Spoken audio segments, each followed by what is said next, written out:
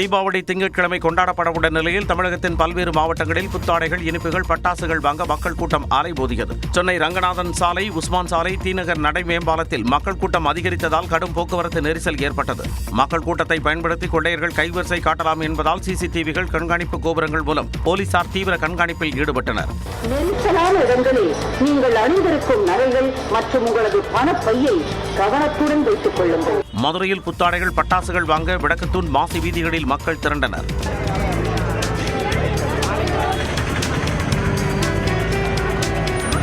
திருச்சியில் சின்னக்கடை வீதி, NSB road, குஜிலி தெருவில் மக்கள் திரண்டதால் கடும் போக்குவரத்து நெரிசல் ஏற்பட்டது. இதனால் பெண்கள் அணிந்திருந்த நகைகளை பாதுகாத்துக் கொள்ள வேண்டும் என காவலர்கள் அறிவுறுத்தினர்.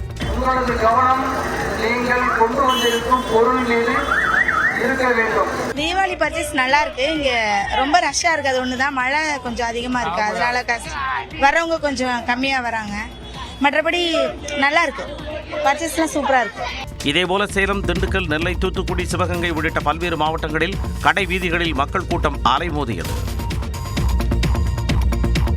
தீபாவளியை முன்னிட்டு சொந்த ஊர்களுக்கு செல்லும் மக்களால் கிளாம்பாக்கம் பேருந்து நிலையத்தில் கூட்டம் அலைமோதிய காட்சிகள் தான் இவை. நாடு முழுவதும் தீபாவளி பண்டிகை வரும் திங்கட்கிழமை கொண்டாடப்பட உள்ளது. இதனை முன்னிட்டு வெளியூர்களில் தங்கி பணிபுரிந்து வரும் மக்கள் தங்களது சொந்த ஊர்களுக்கு செல்ல நேற்று முதல் சிறப்பு பேருந்துகள் இயக்கப்பட்டு வருகின்றன. சென்னையில் கிளாம்பாக்கம், கோயம்பேடு, மாதவரம் பேருந்து நிலையங்களில் இருந்து பேருந்துகள் இயக்கப்படும் நிலையில் இந்த பேருந்து நிலையங்களை இணைக்கும் வகையில் மாநகர போக்குவரத்து கழகம் சார்பில் 275 சிறப்பு பேருந்துகள் இயக்கப்படுகின்றன. கிளாம்பாக்கம் பேருந்து நிலையத்தில் நேற்றிரவு பயணிகள் கூட்டம் வழக்கத்தை விட அதிகரித்து காணப்பட்டது. டிராஃபிக்லாம் வரும்போது கொஞ்சம் கண்ட்ரோல் பண்ணியிருந்தாங்க. அதனால கொஞ்சம் ஈஸியாக இருந்துச்சு வரத்துக்கு, டிராவல் பண்ணி. முன்கூட்டியே நான் வந்திருக்கேன். நாளைக்கு தான் ரொம்ப டிராஃபிக் இருக்குன்னு சொல்லிட்டு இன்னைக்கு கொஞ்சம் ஓரளவு கம்மியாக இருந்துச்சு டிராஃபிக். அதனால இன்னைக்கே வந்துட்டேன். அங்கு பயணிகளுக்கு செய்யப்பட்டுள்ள வசதிகளை பார்வையிட்ட அமைச்சர் சிவசங்கர் பேருந்தில் ஏறி பயணிகளிடம் குறைகளை கேட்டறிந்தார். திடீர்னு எதிர்பாராம மழை பெஞ்சிருக்கு. டிராஃபிக் காரணமாக பேருந்துகள் தாமதமாக வருதுன்னா அறிவிப்பு வந்துகிட்டே இருக்கு. அது விளக்கம் சொல்லியிருக்கோம். கொஞ்சம் பொறுத்தரில் ஒத்துழைப்பு வழங்கணும். இப்போ பேருந்தே இல்லைங்கிற பிரச்சனையே வரவே வராது. கடந்த காலங்களை விட கூடுதலாக பேருந்துகள் ஏற்பாடு செய்யப்பட்டிருக்கு. பொதுமக்களில் பயணம் சிறப்பாக அமைய அரசு முழு மூச்சுடன் நடவடிக்கை எடுத்திருப்பதாகவும் அமைச்சர் தெரிவித்தார். தீபாவளியை ஒட்டி பொதுமக்கள் பயணம் செல்ல ஏதுவாக பல்வேறு பகுதிகளுக்கு சிறப்பு ரயில் சேவை அறிவிக்கப்பட்டுள்ளது. அதன்படி சென்னை தாம்பரத்திலிருந்து செங்கோட்டைக்கு வெள்ளிக்கிழமை இரவு 7:30 மணிக்கு சிறப்பு ரயில் இயக்கப்பட உள்ளது. அதேபோல செங்கோட்டையிலிருந்து தாம்பரத்திற்கு தீபாவளி என்று இரவு 8:45 மணிக்கு சிறப்பு ரயில் இயக்கப்பட உள்ளது. சென்னை எழும்பூரிலிருந்து மதுரைக்கு வெள்ளிக்கிழமை இரவு 11:45 மணிக்கு முன்பதிவில்லா சிறப்பு ரயில் இயக்கப்பட உள்ளது. இந்த ரயில் மயிலாடுதுறை, கும்பகோணம், திருச்சி வழியாக மதுரைக்கு செல்லும் என தெரிவிக்கப்பட்டுள்ளது. மதுரையிலிருந்து தாம்பரத்திற்கு சனிக்கிழமை மதியம் 12 மணிக்கு முன்பதிவில்லா சிறப்பு ரயில் இயக்கப்பட உள்ளது. அதேபோல சென்னை எழும்பூரிலிருந்து மதுரைக்கு சனிக்கிழமை இரவு 11:45 மணிக்கு முன்பதிவில்லா சிறப்பு ரயில் இயக்கப்பட உள்ளது.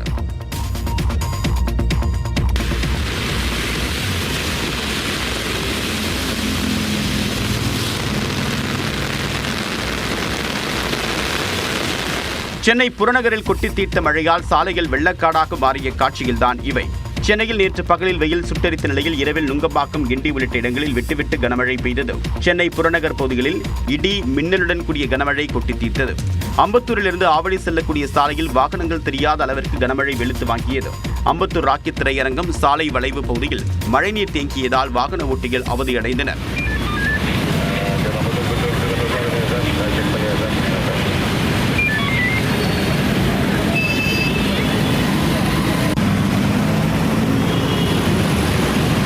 தீபாவளியை முன்னிட்டு சென்னையிலிருந்து நேற்று மாலை முதலே பேருந்துகள் மற்றும் சொந்த வாகனங்களில் மக்கள் வெளியூர்களுக்கு பயணித்த நிலையில் மழையால் கடும் போக்குவரத்து நெரிசல் ஏற்பட்டது.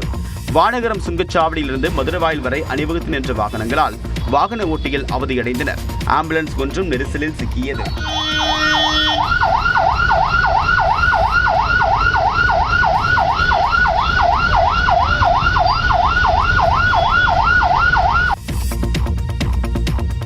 மாநகர பகுதிகளில் பரவலாக கனமழை பெய்த நிலையில் அரசு மருத்துவக் கல்லூரி மருத்துவமனையில் குளம் போன்று தண்ணீர் தேங்கியது.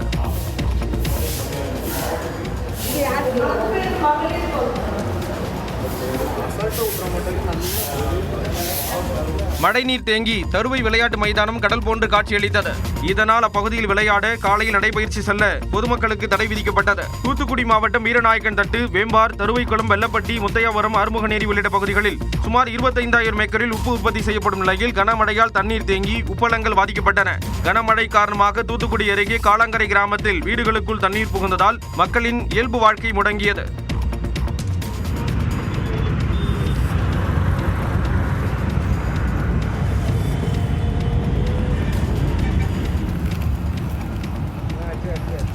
கோவில்பட்டி நகரின் ஒரு சில இடங்களில் மழைநீருடன் கழிவுநீரும் கலந்து ஓடியதால் துர்நாற்றம் வீசியது.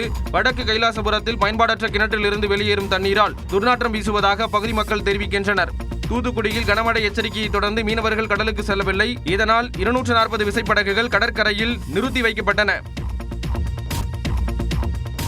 சித்த மருத்துவ மசோதா மீது சட்டப்பேரவை மாண்பை குறைக்கும் வகையில் ஆளுநர் கருத்து தெரிவித்திருப்பதாக முதலமைச்சர் மு க ஸ்டாலின் விமர்சித்துள்ளார். ஆளுநரின் கருத்தை நிராகரிக்கும் வகையில் முதலமைச்சர் கொண்டு வந்த தீர்மானம் பேரவையில் நிறைவேற்றப்பட்டது. சட்டப்பேரவையில் தமிழ்நாடு சித்த மருத்துவ பல்கலைக்கழக சட்ட முன்வடிவை மருத்துவம் மற்றும் மக்கள் நல்வாழ்வுத்துறை அமைச்சர் மா சுப்பிரமணியன் அறிமுகம் செய்தார். இதனைத் தொடர்ந்து பேசிய முதலமைச்சர் மு க ஸ்டாலின், இந்த சட்ட முன்வடிவு நிதிச்சட்ட முன்வடிவு என்கிற வகைப்பாட்டில் வருவதால் பேரவையில் ஆய்வு செய்வதற்காக ஆளுநரின் பரிந்துரைக்காக அனுப்பி வைக்கப்பட்டதாக குறிப்பிட்டார். இச்சட்ட முன்வடிவில் உள்ள சில பிரிவுகள் குறித்து தங்களுடைய கருத்தை தெரிவித்து அந்த கருத்துக்கள் இச்சட்ட முன்வடிவு பேரவையில் அறிமுகப்படுத்தப்படக்கூடிய நிலையில் பேரவை உறுப்பினருடைய கவனத்திற்கு கொண்டு வரப்பட வேண்டும் என்று தன்னுடைய செய்தியில் குறிப்பிட்டுள்ளார்கள். இது அரசியல் சட்டத்திற்கும் நமது சட்டப்பேரவை விதிமுறைகளுக்கும் முரணானது. ஆளுநர் அனுப்பிய செய்தியில் இடம்பெற்றுள்ள அவரின் கருத்துக்கள் மற்றும் பேரவையின் மாண்பை குறைக்கக்கூடிய அந்த வார்த்தை அடங்கிய பகுதிகள் நிராகரிக்கப்படுவதாக கூறி தீர்மானத்தை முதலமைச்சர் கொண்டு வந்தார். இது குரல் வாக்கெடுப்பு மூலம் ஒருமனதாக நிறைவேற்றப்பட்டதாக சபாநாயகர் அப்பாவு அறிவித்தார். தமிழ்நாட்டின் கடன் தொடர்பாக சட்டப்பேரவையில் காரசார விவாதம் நடைபெற்ற நிலையில் நிதி பங்கீட்டில் மத்திய அரசு ஓரவஞ்சனையுடன் செயல்படுவதாக முதலமைச்சர் மு க ஸ்டாலின் குற்றம் சாட்டியுள்ளார். தமிழ்நாடு சட்டப்பேரவையில் கூடுதல் துணை மானிய கோரிக்கை மீதான விவாதம் நடைபெற்றது. இதில் பேசிய எதிர்க்கட்சித் தலைவர் எடப்பாடி பழனிசாமி, திமுக ஆட்சிக்கு வந்தால் நிதி மேலாண்மை சரி செய்யப்படும் என கூறி நிபுணர் குழுவை அமைத்தும் பலனில்லை என்று கூறினார். திமுக கூட்டணியில் உள்ள 39 எம்பிக்கள் நாடாளுமன்றத்தில் பேச வேண்டியதை பேசி நிதியை பெற வேண்டும் என்றும் அவர் கூறினார். இதற்கு பதிலளித்த முதலமைச்சர் மு க ஸ்டாலின், தொடர்ந்து நாடாளுமன்றத்தில் குரல் எழுப்பி வருவதாகவும் வேண்டுமென்றே பாஜக ஓரவஞ்சனையுடன் செயல்படுவதாகவும் குற்றம் சாட்டினார். வேண்டுமென்று திட்டமிட்டு எதிர்க்கட்சியாக தமிழ்நாட்டிலே திராவிட முன்னேற்ற கழக தலைமையில் இருக்கக்கூடிய கூட்டணி இந்த ஆட்சி இப்படி சோகத்திற்கும் இப்படிப்பட்ட கொடுமைக்கு ஆளாக வேண்டும் என்ற எண்ணத்திலே ஒரு ஓரவஞ்சனையோடு இன்றைக்கு ஒன்றிய அரசு செய்து கொண்டிருக்கிற தவிர வேறல்ல. ஆகவேதான் நம்முடைய நிதித்துறை அமைச்சர் அவர்கள் நிதியமைச்சர் அவர்கள் சொன்னார்கள், நீங்கள் இப்போது அக்கறையோடு பேசக்கூடியவர்கள் நீங்களும் குரல் கொடுங்கள் என்றுதான் கேட்டிருக்கிறார் தவிர வேற எந்த நோக்கத்தோடும் அல்ல. தமிழ்நாட்டிற்கான நிதியை விடுவிக்க பாஜகவுடன் கூட்டணியில் உள்ள அதிமுக வலியுறுத்த வேண்டும் என்றும் முதலமைச்சர் கூறினார். தமிழக பாஜக தேர்தல் பொறுப்பாளர் பைஜெயந்த் பாண்டா பாமக தலைவர் அன்புமணியை சந்தித்து பேசினார். தமிழ்நாட்டில் அடுத்த ஆண்டு சட்டப்பேரவைத் தேர்தல் நடைபெறவுள்ள நிலையில் தமிழ்நாடு பாஜக பொறுப்பாளராக பைஜெயந்த் பாண்டா நியமனம் செய்யப்பட்டார். இதையடுத்து தேசிய ஜனநாயக கூட்டணியில் உள்ள கட்சித் தலைவர்களை பாண்டா தொடர்ந்து மரியாதை நிமித்தமாக சந்தித்து பேசி வருகிறார். இந்நிலையில் பனையூரில் உள்ள அலுவலகத்தில் பாமக தலைவர் அன்புமணியை பைஜெயந்த் பாண்டா சந்தித்தார். கடந்த மக்களவைத் தேர்தலில் பாஜக தலைமையிலான கூட்டணியில் பாமக போட்டியிட்ட நிலையில் வரவிருக்கும் சட்டப்பேரவைத் தேர்தலில் மீண்டும் பாமக கூட்டணியில் இடம்பெறுமா என எதிர்பார்ப்பு எழுந்துள்ளது. கரூர் துயர சம்பவத்திற்கு பிறகு சென்னை பனையூர் தாவேக அலுவலகத்திற்கு கட்சித் தலைவர் விஜய் வருகை தந்தார். கடந்த செப்டம்பர் 27ஆம் தேதி கரூர் வேலுச்சாமிபுரத்தில் தாவேக தலைவர் நடிகர் விஜய் பிரச்சாரம் மேற்கொண்டிருந்த போது ஏற்பட்ட நெரிசலில் சிக்கி 41 பேர் உயிரிழந்தனர். இந்த சம்பவம் நாடு முழுவதும் பெரும் அதிர்ச்சியை ஏற்படுத்தியது. உயிரிழந்தவர்களின் குடும்பத்தினருக்கு தலா 20 லட்சம் ரூபாய் வழங்குவதாக அறிவித்த விஜய் வீடியோ கால் மூலம் பாதிக்கப்பட்ட குடும்பத்தினரிடம் பேசினார். ஆனால் துயர சம்பவம் நடந்து இன்று வரை விஜய் பாதிக்கப்பட்டவர்களை நேரில் சென்று சந்திக்காதது விமர்சனத்தை ஏற்படுத்தியது. இதனிடையே கரூர் விவகாரம் சிபிஐ விசாரணைக்கு மாற்றப்பட்டதை அடுத்து அதுவரை தலைமறைவாக வந்த கட்சி பொதுச் செயலாளர் ஆனந்த், இணை பொதுச் செயலாளர் நிர்மல்குமார் ஆகியோர் வெளியே வந்தனர். மேலும் கரூர் விவகாரத்தில் கைது செய்யப்பட்ட தாவேக கரூர் மேற்கு மாவட்ட செயலாளர் மதியழகன், மாநகர பொறுப்பாளர் பவுன்ராஜ் ஆகியோர் ஜாமீனில் சிறையில் இருந்து வெளியே வந்தனர். இந்நிலையில் 20 நாட்களுக்கு பிறகு பனையூரில் உள்ள கட்சி தலைமை அலுவலகத்துக்கு விஜய் சென்றார். பொதுச் செயலாளர் ஆனந்த் உள்ளிட்ட முக்கிய நிர்வாகிகளுடன் ஆலோசனை மேற்கொண்டார். அப்போது மதியழகன், பவுன்ராஜ் ஆகியோர் தங்களது குடும்பத்தினருடன் வந்து விஜயை சந்தித்து பேசினர். தாவேகா பரப்புரை கூட்ட நெரிசல் பலி சம்பவம் தொடர்பாக விசாரிக்க சிபிஐ அதிகாரி பிரவீன்குமார் கரூர் வந்திருப்பதாக தகவல் வெளியாகியுள்ளது. கடந்த மாதம் 27ஆம் தேதி கரூரில் தாவேகா தலைவர் விஜய் பரப்புரை மேற்கொண்ட போது கூட்ட நெரிசலில் சிக்கி 41 பேர் உயிரிழந்தனர். இது தொடர்பாக விசாரிக்க ஓய்வு பெற்ற நீதிபதி அருணா ஜெகதீசனை கொண்ட ஒரு நபர் ஆணையத்தை தமிழக அரசு நியமித்தது. மூத்த ஐபிஎஸ் அதிகாரி அஸ்ராகர் தலைமையிலான சிறப்பு புலனாய்வு குழுவை நியமித்து சென்னை உயர்நீதிமன்றம் உத்தரவிட்டது. இந்நிலையில் தாவேகா மற்றும் பல்வேறு தரப்பினர் தாக்கல் செய்த மனுக்களை விசாரித்த உச்சநீதிமன்றம் சென்னை உயர்நீதிமன்றம் நியமித்த சிறப்பு புலனாய்வு குழு மற்றும் தமிழக அரசின் ஒரு நபர் ஆணையத்தை நிறுத்தி வைத்து உத்தரவிட்டதுடன் ஓய்வு பெற்ற உச்சநீதிமன்ற நீதிபதி அஜய் ரஸ்தோகி கண்காணிப்பில் சிபிஐ விசாரணைக்கு உத்தரவிட்டது. இதனிடையே சிறப்பு புலனாய்வு குழு அதுவரை நடத்திய விசாரணை விவரங்கள் சிபிஐ வசம் ஒப்படைப்பதற்கு கரூர் நீதிமன்றத்தில் சமர்ப்பிக்கப்பட்டன. இந்நிலையில் இந்த வழக்கை விசாரிப்பதற்காக சிபிஐ அதிகாரியான குஜராத் கேடரை சேர்ந்த ஐபிஎஸ்மான பிரவீன்குமார் கரூர் வந்திருப்பதாக தகவல் வெளியாகியுள்ளது. அவர் சம்பவம் நிகழ்ந்த கரூரிலிருந்து இன்று விசாரணையை தொடங்குவார் என்று தெரிகிறது. ஆந்திர பிரதேசத்தின் ஸ்ரீசைலம் கோயிலில் பிரதமர் நரேந்திர மோடி வழிபாடு நடத்தினார். கர்னூலில் 13,430 கோடி ரூபாய் மதிப்பிலான திட்டப்பணிகளை தொடங்கி வைப்பதற்காக பிரதமர் மோடி ஆந்திரா சென்றார். விமானம் மூலம் கர்னூல் மாவட்டத்திற்கு வந்திறங்கிய பிரதமர் மோடியை ஆந்திர பிரதேச ஆளுநர் அப்துல் நசீர், முதலமைச்சர் சந்திரபாபு நாயுடு ஆகியோர் நேரில் வரவேற்றனர். இதையடுத்து ஸ்ரீசைலத்தில் உள்ள பிரம்மாரம்ப மல்லிகார்ஜுன சுவாமி கோயிலுக்கு பிரதமர் மோடி சென்றார். அங்கு கட்கமாலா, குங்கும அர்ச்சனை ஆகியவற்றில் கலந்து கொண்டு வழிபாடு நடத்தினார். அப்போது முதலமைச்சர் சந்திரபாபு நாயுடு, துணை முதல்வர் பவன் கல்யாண் ஆகியோர் உடன் இருந்தனர். பின்னர் ஸ்ரீசைலம் கோயிலில் பிரதமர் மோடி தியானத்தில் ஈடுபட்டார்.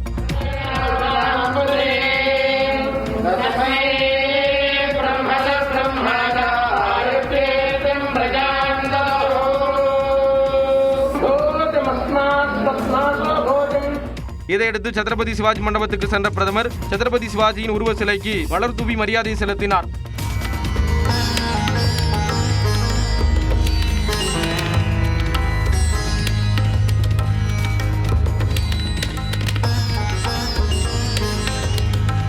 இந்நிலையில் எக்ஸலத்தில் பதிவிட்டுள்ள பிரதமர் இந்திய மக்களின் ஆரோக்கியத்திற்காக ஸ்ரீசைலம் கோயிலில் வழிபாடு நடத்தியதாக தெரிவித்துள்ளார்.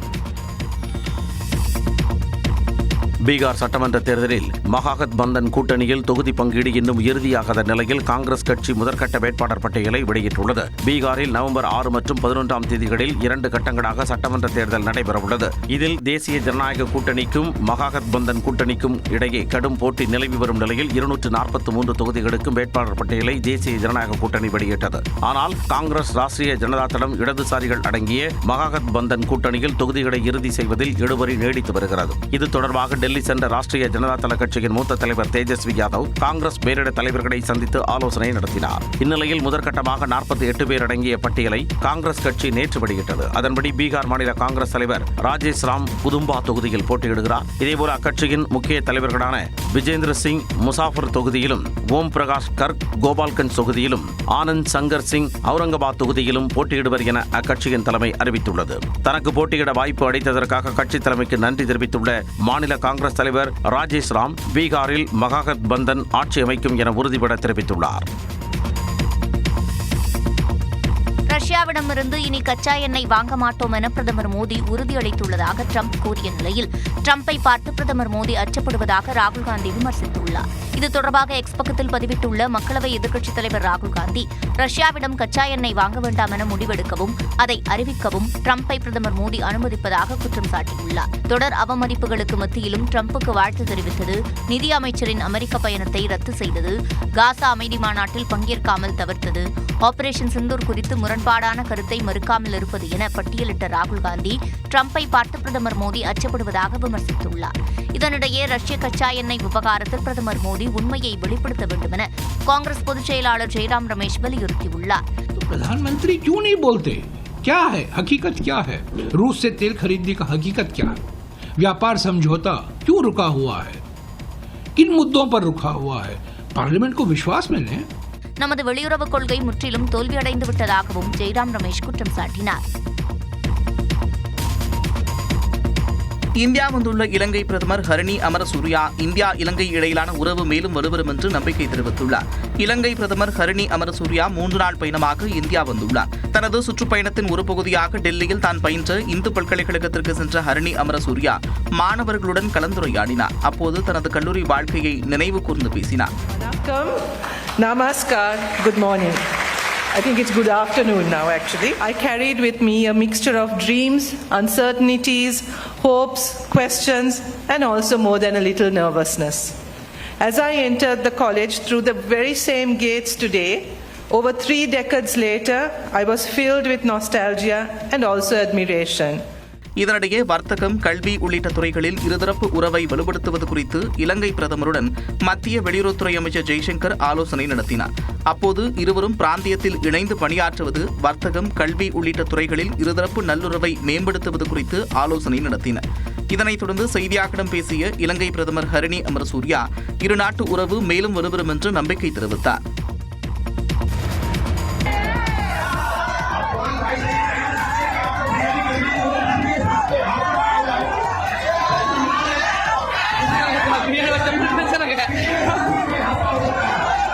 இது ஏதோ உணவு பஞ்சம் தலைவிரித்தாடும் பாலஸ்தீனத்தின் காசா என நினைத்துவிட வேண்டாம். நாடு முழுக்க பெரும் எதிர்பார்ப்பை ஏற்படுத்தியுள்ள பீகார் சட்டமன்ற தேர்தல் கடம்தான். தெலுங்கானாவைச் சேர்ந்த பிரபல எம்பியான ஓவைசியின் AIMIM கட்சி பீகாரில் களம் கண்டுள்ளது. அந்த கட்சியின் கிஷன்கஞ்ச் தொகுதி வேட்பாளர் தௌசிப் ஆலம் வேட்புமனு தாக்கல் செய்தார். அதற்கு முன்னதாக தனது ஆதரவாளர்களுக்கு பிரியாணி விருந்தளித்தார்.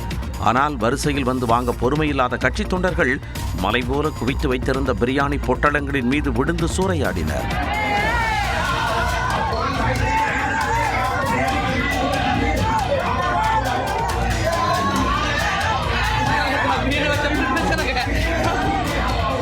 சிலர் டபராக்களை கொண்டு வந்து பாக்கெட்டுகளை அள்ளி போட்டுக் கொண்டனர். இதில் பல பிரியாணி பாக்கெட்டுகள் கிடைந்ததுதான் மிச்சம்.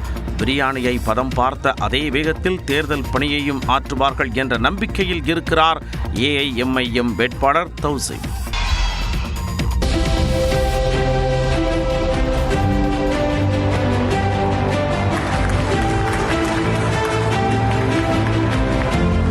தெலுங்கு சூப்பர் ஸ்டார் சிரஞ்சீவியின் படப்பிடிப்பு தளத்தில் சிறப்பு விருந்தினராக கிரிக்கெட் வீரர் திலக் வர்மா பங்கேற்ற காட்சிகளை இவை. அனில் ரவிபுடி இயக்கத்தில் சிரஞ்சீவி, நயன்தாரா, கேத்ரின் தெரசா உள்ளிட்டோர் நடிப்பில் மனசங்கர் வரப்பிரசாத குரு என்ற திரைப்படம் உருவாகி வருகிறது. இந்த படத்தின் படப்பிடிப்பு தளத்துக்கு சிறப்பு விருந்தினராக இந்திய கிரிக்கெட் வீரர் திலக் வர்மா அழைக்கப்பட்டிருந்தார். ஆசிய கோப்பை கிரிக்கெட்டில் சிறப்பான விளையாட்டை வெளிப்படுத்தியதால் அவருக்கு சிரஞ்சீவி மாலை அணிவித்து வரவேற்று பூங்கொத்து கொடுத்து வாழ்த்தினார். பின்னர் திலக் வர்மாவுடன் கேக் வெட்டி படக்குழுவினர் புகைப்படங்கள் எடுத்துக் கொண்டனர்.